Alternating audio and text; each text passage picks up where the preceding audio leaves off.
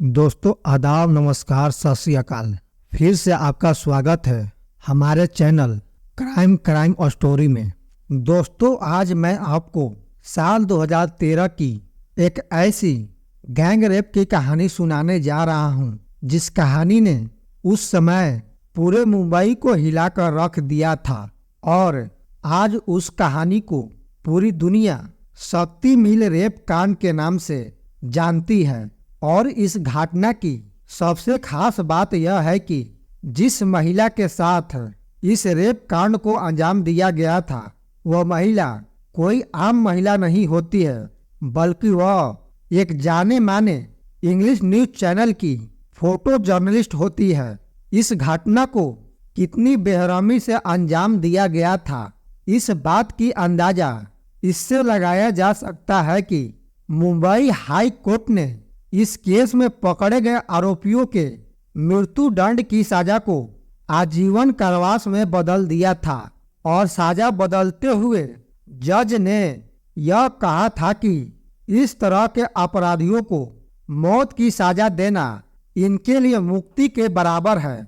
इसलिए ऐसे लोगों को आजीवन जेल में रखना चाहिए, ताकि ये लोग जीवन भर जेल में रहकर पछतावा के आग में जल सके। ऐसे लोगों को समाज में दोबारा कभी शामिल नहीं किया जाना चाहिए। दोस्तों ये सारी बयान उस समय के बॉम्बे हाई कोर्ट के जजों का है। आखिर इन जजों ने ऐसा क्यों कहा, इसे जानने के लिए आप पूरी कहानी जरूर सुने। दोस्तों इस घटना की शुरुआत 22 अगस्त 2013 को होती है, जब एक इंग्लिश न्यूज चैनल में काम करने वाली एक 23 वर्षीय महिला फोटो जर्नलिस्ट अपने एक पुरुष साथी के साथ शाम करीब 5 बजे शक्ति मिल के परिसर में जाती है। यहाँ वह एक असाइनमेंट को पूरा करने आई हुई थी। उस समय यह शक्ति मिल देखने में काफी डरावना होता है, क्योंकि यह मिल वर्षों से बंद होने के कारण वीरान हो गया था और इस मिल के अंदर काफी पेड़ पौधे भी उग गए थे।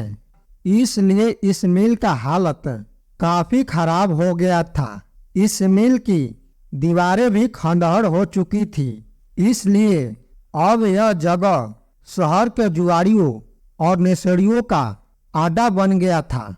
और जब महिला जर्नलिस्ट अपने साथी के साथ वहां पहुंचती है तो वह सबसे पहले मिल के अलग अलग जगहों पे जाकर फोटो खींचना शुरू करते हैं। और फोटो खींचते वक्त ही उन दोनों के पास कुछ लोग पहुंच जाते हैं। वे लोग दोनों को फोटो खींचने से मना करने लगते हैं।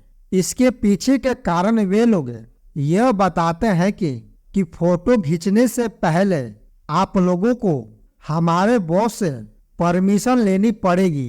फिर वे लोग कुछ देर फोन पर इधर उधर की बातें करते हैं और फोन पे बात करने के बाद वे लोग दोनों को फोटो खींचने की परमिशन दे देते हैं।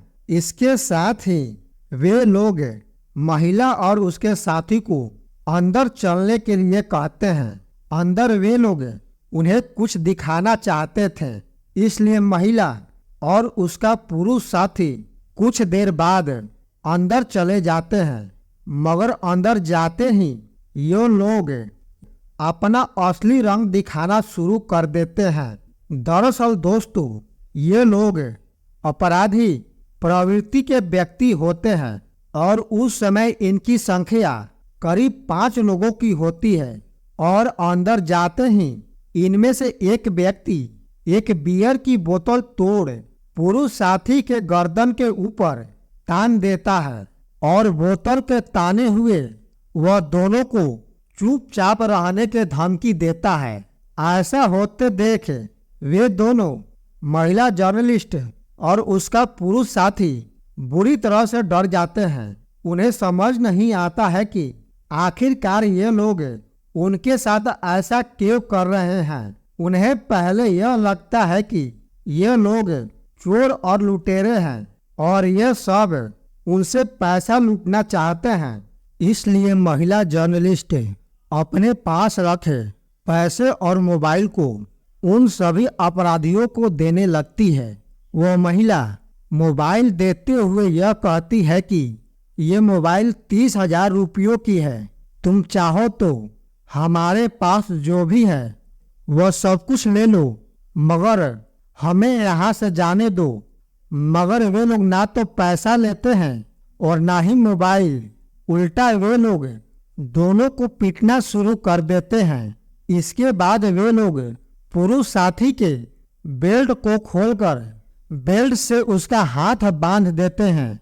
फिर उनमें से एक व्यक्ति बाहर जाकर एक रस्सी ले आता है और उस रस्सी से वो महिला के पुरुष साथी को अच्छी तरह से बांध देता है। फिर उनमें से 2 व्यक्ति महिला को लेकर एक टूटे हुए कमरे में चला जाता है और 3 लोग वहीं पर रहकर पुरुष साथी का निगरानी कर रहे होते हैं। और इसी तरह बारी बारी से सभी लोग उसी टूटे हुए कमरे में जाते हैं जिसमें पहले महिला को ले जाया गया था। तब तक महिला के पुरुष साथी को कुछ भी नहीं पता होता है। आखिरकार एक एक कर ये सभी लोग उस कमरे में क्यों जा रहे हैं, आखिरकार उसके महिला साथी के साथ क्या हो रहा है, और अंत में वो महिला एक पतले व्यक्ति के साथ उस कमरे से बाहर निकलती है। इसके बाद वे लोग उस महिला के बैग से उसके आईफोन और पैसा ले लेते हैं। ये लोग महिला के पुरुष साथी से भी उसके मोबाइल को छीन लेते हैं। फिर इनमें से एक व्यक्ति दोनों से यह कहता है कि तुम सब अभी बच्चे हो।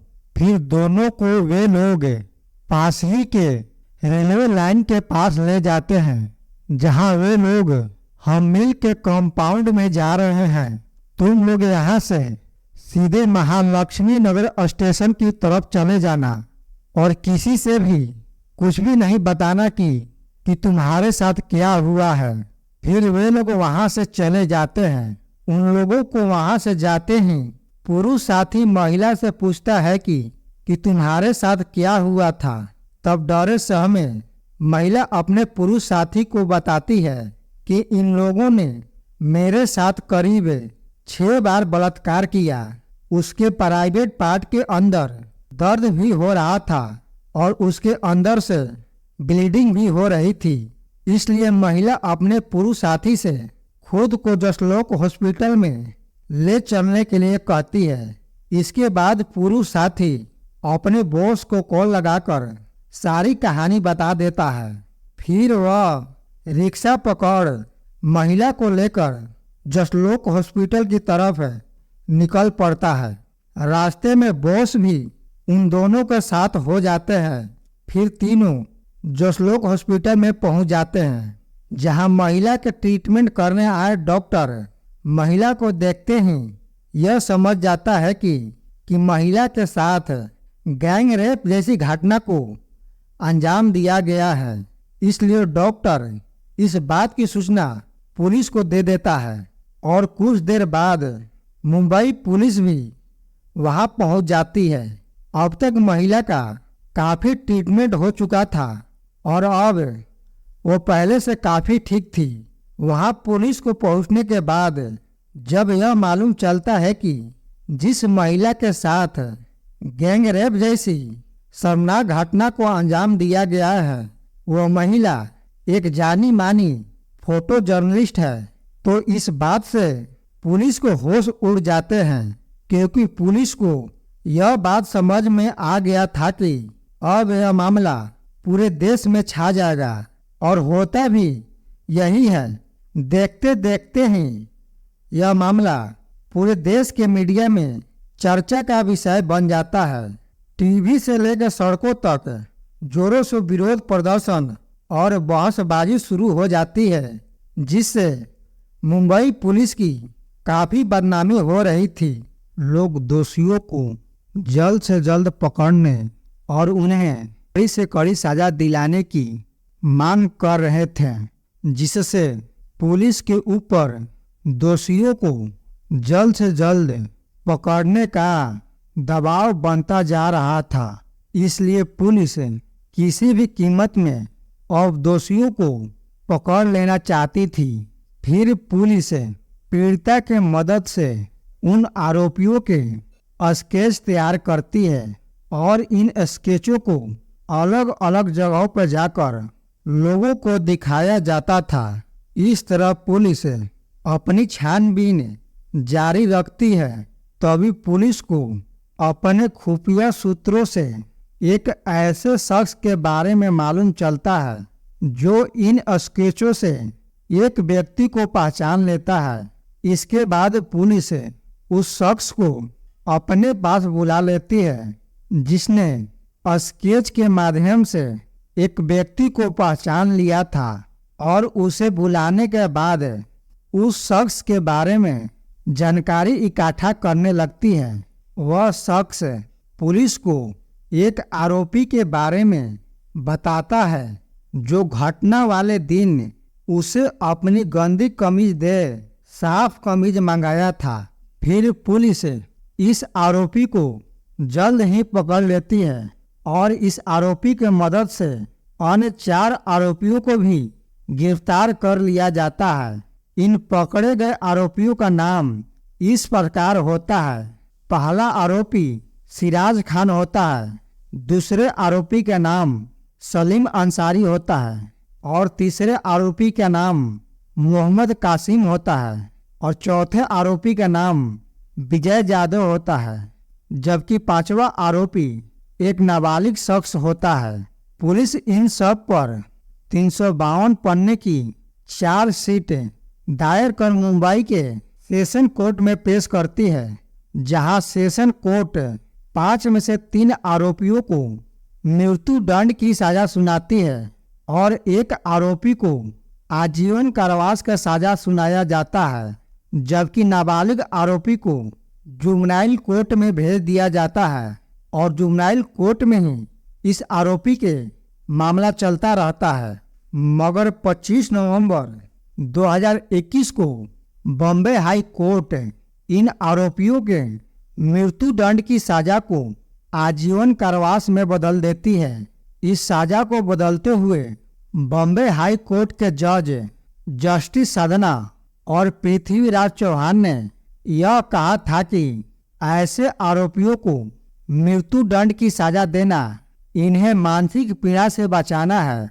ऐसे लोगों को मृत्यु के बजाय आजीवन जेल में सड़ाना चाहिए ताकि वे जीवन भर जेल में रहकर पश्चाताप के मानसिक पीड़ा में जल सके। ऐसे लोगों को समाज में दोबारा कभी भी शामिल नहीं किया जाना चाहिए। दोस्तों, आज की इस कहानी में जज द्वारा बदले गए इन फैसलों के बारे में आप क्या सोचते हैं? जज द्वारा बदले गए फैसलों को आप किस रूप में देखते हैं? आपको क्या लगता है, क्या जज द्वारा लिया गया फैसला गलत था या सही? कमेंट कर जरूर बताएं और ऐसे ही क्राइम की सच्ची कहानियां सुनने के लिए हमारे चैनल को सब्सक्राइब जरूर कर दें। जय हिंद, जय भारत।